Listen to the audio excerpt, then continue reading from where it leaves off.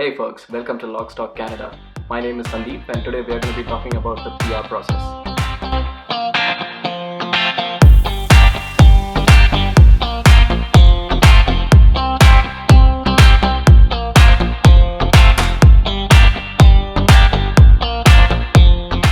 Canada is one of the most popular destinations for immigration in the world today. In fact, in 2019 alone, there were more than 300,000 immigrants who landed in Canada. The process for immigration, though, may look a bit complicated, but what if I told you that you could do this from the comfort of your own house and save the lakhs of rupees or dollars that you would be spending on a consultant and use that money for your landing experiences instead?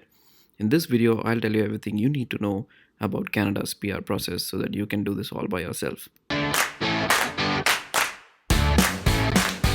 First step in the process is to check if you're eligible for PR. As far as the Federal Skilled Worker Program is concerned, there are three minimum criteria that you need to satisfy on a 100-point grid, and you need to score a minimum of 67 points to be considered eligible.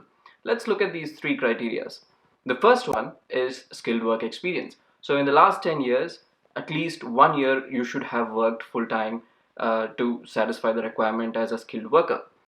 The second requirement is language ability. As per Canadian language benchmark scores, you need to score a minimum of 7 to be considered eligible. We'll talk a bit more on this later in the video. The third requirement that you need is your education. You should have at least completed high school or an equivalent degree in your home country to be eligible for this entire program. The next step in the process is to get your education credentials assessed. What this means is if you have a foreign degree or a foreign education, anything outside of Canada, then Canada wants to know if it's equivalent to their education system or not. So this could take a little bit of time. There are a bunch of organizations which will do this, but by far the most popular one is World Education Services, which we will call WES going forward. You visit the WES website, you create a profile, and you use one of their degree equivalency tools to check if your university or college is listed in their tool, and if they are, then you're more likely to get an evaluation done. But if your college is not there, don't worry. It does not mean that you will not get a positive assessment. It just means that they may have not come across your college before, or they may not have too many applicants from your college. It's perfectly fine. And once you have done this, you need to make a payment of about 220 Canadian dollars. Once you make the payment, you get something called a WES reference number. The next step that WES requires you to do is have your transcripts to be officially sealed and stamped by your college authority. So if you're, let's say, from India and most of your colleges are affiliated to a university, it means that you need to get your transcript tested by the university and not your college. And there's a whole process behind this. I believe more information in the link below that you can follow, but essentially you need to get these transcripts and as well as your degree certificate in a sealed envelope from your college, and your college should be sending it directly to WES in Ontario, Canada. So remember that when they're doing this, your WES reference number has to be mentioned on the envelope so that WES can compare the application to the payment that you've made as well as the documents that have been sent by the university. One thing to note though is WES is really picky about these sealed envelopes. If they feel that the envelope has been opened or you sent it yourself, they may reject it and they may ask you to resend the documents again. That's going to cause you a little bit of delay. Now remember that this is going to take about 1.5 months for the evaluation to come through, and you can track this online on the WES website, and you will have an up-to-date information if they have received your documents, if they are processing it, and if they have an evaluation, you can just download the soft copy. Keep this copy handy though, because you'll need it a couple of steps down the line. The third step in the process is taking a language test. Now, as far as Canadian immigration is concerned, the government needs to know that you're fluent in either English or French. Now, if it's English, then you will have to take the IELTS test. And if it's French, then you will have to take TCF or TEF French tests. The International English Language Testing System, or IELTS, is the most popular English test for immigrants. It's conducted by British Council or IDP in various cities around the world. It can cost you anywhere between 220 Canadian dollars to about 330 Canadian dollars, depending on where you live, of course. And do remember that it takes a little bit of time to find the right test date, depending on how busy those cities are and how busy those test centers are. The most important thing to remember here is you need to take the general training IELTS test, which is meant for immigration and not the academic test. Let's talk a little bit more about the test format itself. Now, you'll be giving the IELTS test in two parts. The first part is a 2.5 hour written session, which will test your listening, reading, and writing abilities. And the second part of the test is where you will be tested on your speaking abilities with an examiner face to face. That's about 15 minutes. Once you have given the test, it can take about 13 days for the test results to finally be released. The magic number that you're looking for is to score 8,777. So 8 in listening and 7 in every other section. The reason is at this level, at 8,777, you will be getting a certain score which will push you far above the rest. And anything you get more than this is a nominal improvement. But if you get even 0.5 less than 8,777, you're going to lose a bunch of points, which is going to severely hamper your immigration options. So as far as IELTS is concerned, please spend a lot of time in preparation. Take 30 days off. It doesn't matter, how good you are with English. Do go online, try it out, test it, see where you land, and especially focus on the writing section, which is where most people lose a lot of points. Do your best evaluation as well as your IELTS in parallel so that it can save you a bunch of time. In 2015, Canada launched the Express Entry system, which was an entirely online way of accepting immigration documents as well as processing your application. This makes it pretty transparent. And to do this, it's very easy. All you need is your best evaluation as well as your IELTS test, plus a bunch of other standard documents like your birth certificate and education documents to go on. But you go online to this website called cic.gc.ca, navigate to the option where you can create your own Express Entry profile, you key in your details, and then once you've uploaded your necessary documents, you can transmit them. And once you have done transmitting, your application will be accepted by the Express Entry system, and you will land in a pool. So within 24 hours of submitting your application, you can expect the system to give you a score. Now this score is called a CRS score. The full form is Comprehensive Ranking System, and everything in your immigration journey comes down to this one score. Once you land in the pool of applicants, every fortnight or maybe once in 3 weeks, IRCC will announce a cutoff, and if your CRS score is above the cutoff, then you can expect an invitation to apply from the Canadian government. And if your score is still lower than the cutoff, then you can either wait till the score comes down or you can look for other immigration options. Now, speaking of people who have a CRS score above the cutoff and you received an ITA, so I'm just saying this, ITA is invitation to apply.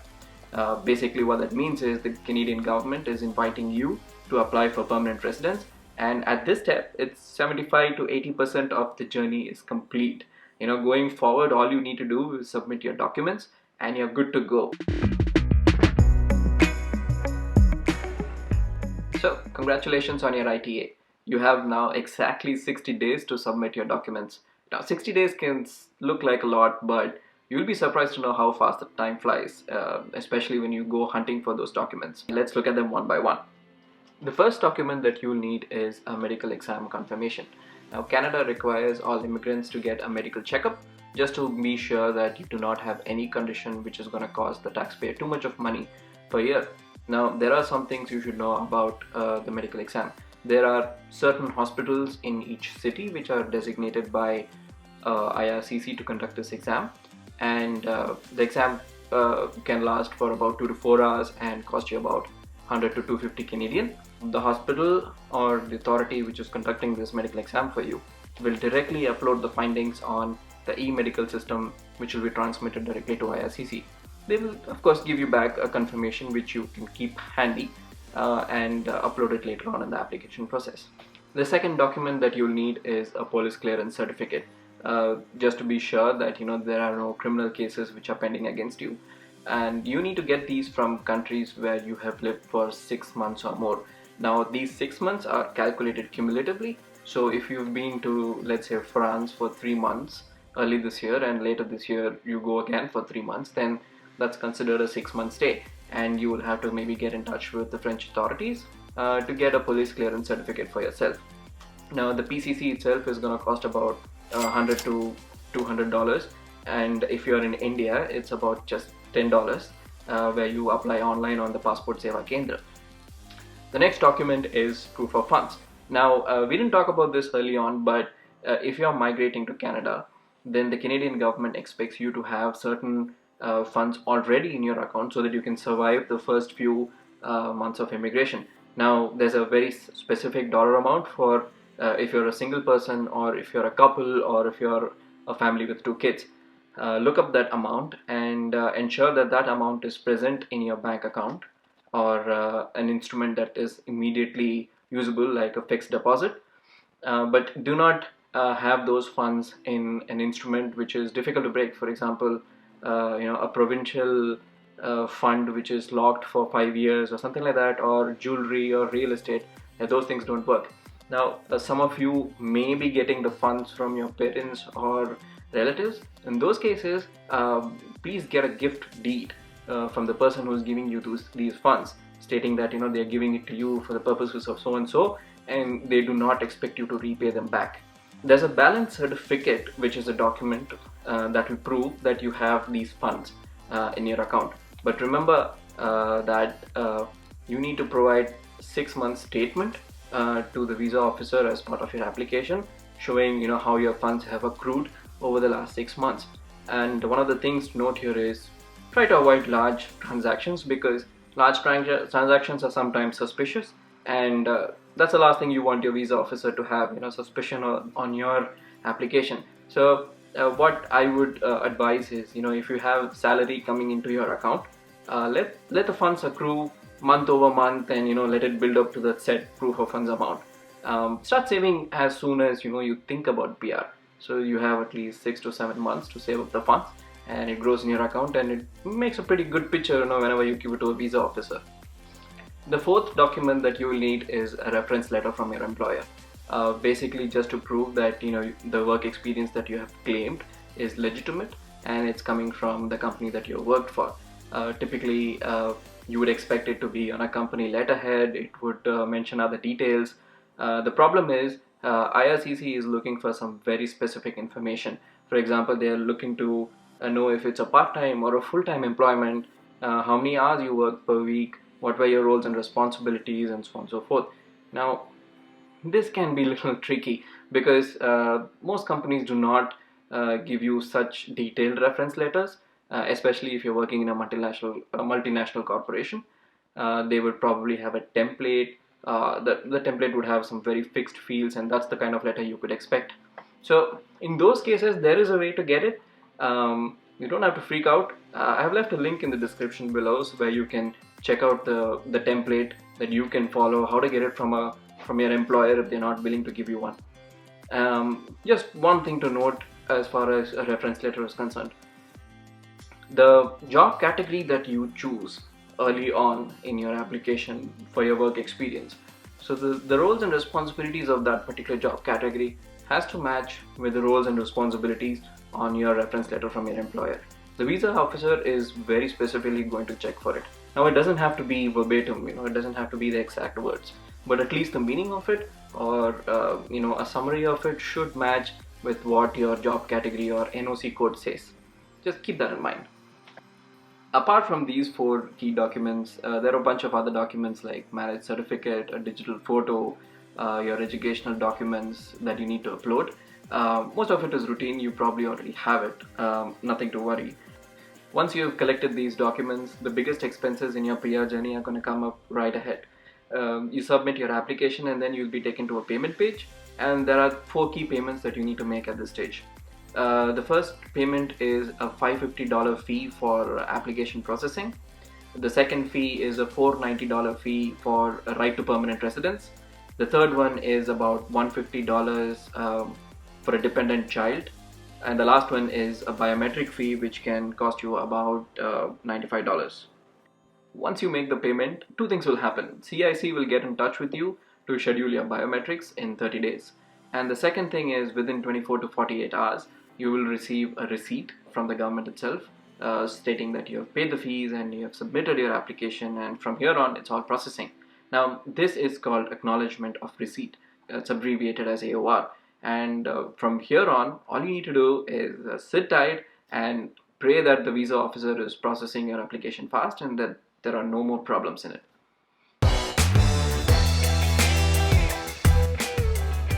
Step 6 is getting your PR. After many days of impatience and obsessive compulsive activities of checking your express entry application, the day will finally come when you receive an email from CIC asking for your passport. Now this is called a request for passport email, and what they're basically asking for is for you to submit your passport and that of your dependents to the nearest visa office or a visa center so that they can stamp the one-time landing visa. Now be sure to check your junk mail because sometimes this email can land there, and if you are not vigilant, then you may be missing the window. Once you go to the visa center and you have submitted your passport as well as a couple of photos for each person, within 14 to 15 days you can expect the confirmation from the visa office. You will get your passport in your mail as well as a document called confirmation of permanent residence, or in other words it's called COPR.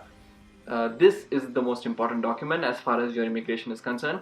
Please keep this handy with you forever, till you die, because you will need it again and again after you have landed in Canada. So keep that safely. Once you've got your passport and you can see that there's a stamp or a visa stamp, note the expiry date for that particular visa. You will notice that it's approximately 1 year from the date of your medicals. So you still have some time, and before this date expires, you have to land in Canada to activate your permanent residence. And once that's done, congratulations, you're finally a Canadian permanent resident. And this is a huge process. It can take anywhere from 6 to 8 months post acknowledgement of receipt. Earlier it used to be done in 30 to 40 days, but these days it's happening in over 6 to 8 months of time.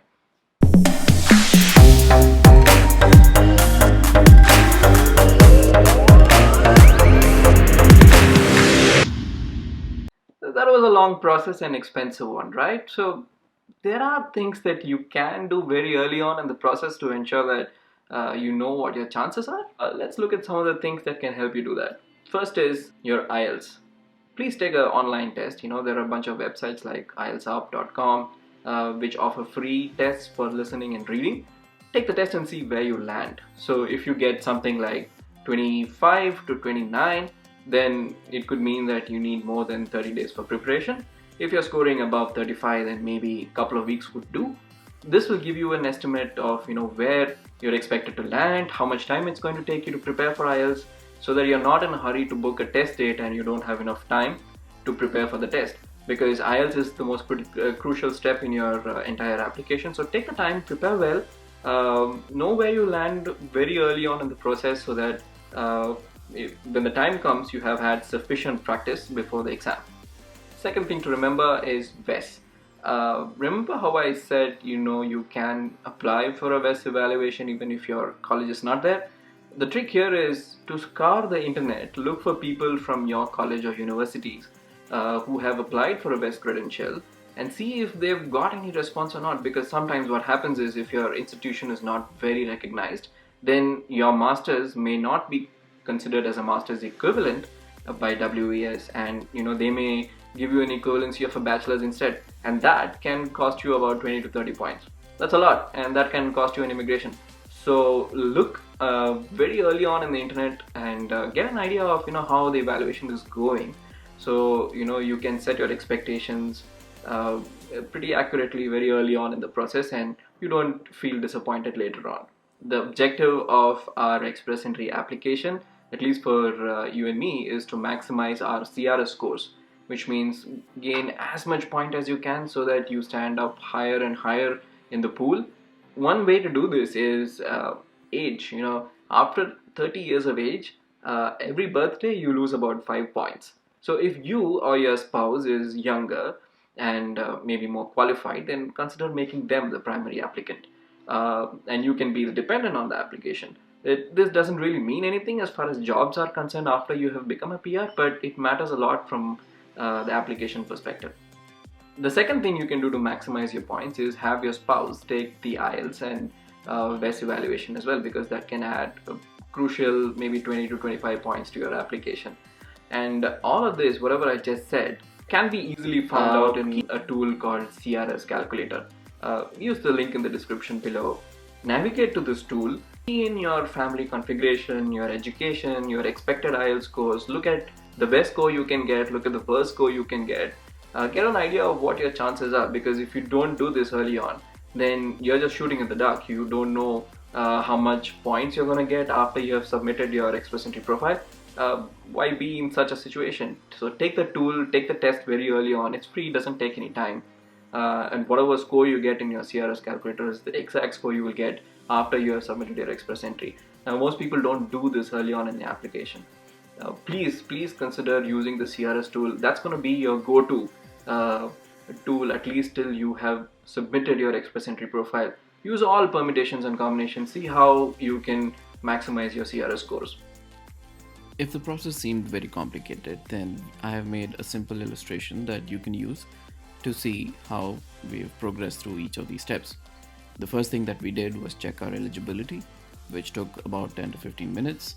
We then talked about getting an educational credential assessment from VES, as well as pursuing an IELTS test. And you can see that both of them cost approximately the same. More or less, they take the same time. And it'll be a great idea if you could pursue this in parallel. Once done with that, you then go into an Express Entry profile, which you create online through the application system. It just takes about an hour. You submit your Express Entry profile, you land in a pool of applicants, and a day will come when CIC announces a draw, and if your CRS score is above the cutoff, then you will be receiving an invitation to apply. At this stage, you are at step 5, and this is when you start collecting your documents and you make the funds available for payment. This is also the step where you should be showing proof of funds, something that we talked about in the video, so keep those handy. This will be the most expensive step in your entire PR journey, costing you about $1,500, a little bit less or more, depending on your family configuration. When you submit your documents and have made the payment, you receive an acknowledgement of receipt from IRCC, and it will take about 6 to 9 months from this date to receive a passport request email from the visa officer if everything is in order. Once you've got the mail, you then submit your passport and pick up a stamping from the nearest visa office, and you're about to land. And everything after that is your preparation for landing to Canada. And that about wraps up the entire PR process. Thank you for watching this video, folks. Please let us know what you think in the comment section. Let me know if you want us to talk about any other things pertinent to Canadian immigration.